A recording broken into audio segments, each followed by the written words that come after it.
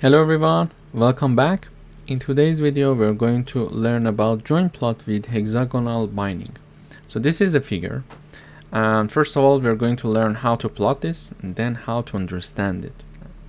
So here, in order to code this, we are having the necessary libraries being imported.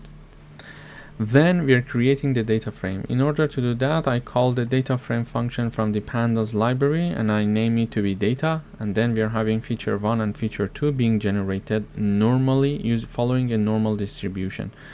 The first one is following the normal distribution. The second one is again following the normal distribution with different mean and scale. Then we choose the white grid for our set style for better visualization. So you see that we have a white grid.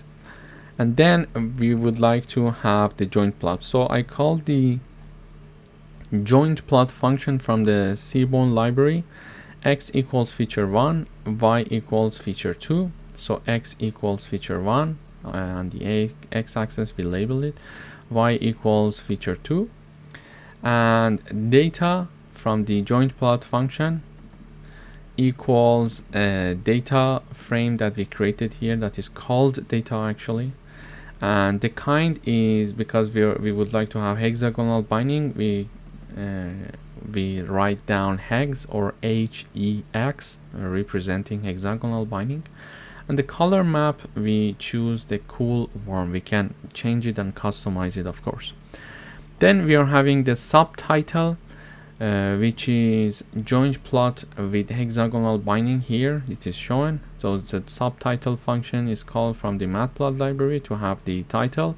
Then we are calling the show function from the Matplotlib library, and then when we run the code we see this output as the figure.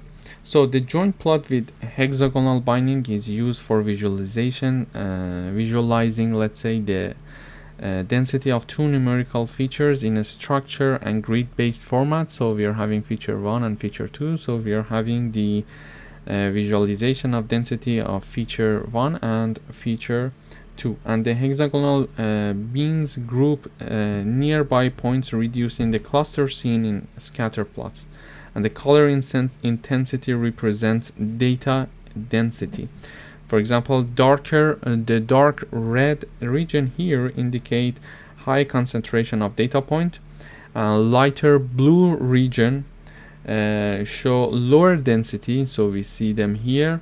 And the dark blue area indicate no data. Okay, so the dark blue indicate no data. So we started from the dark red.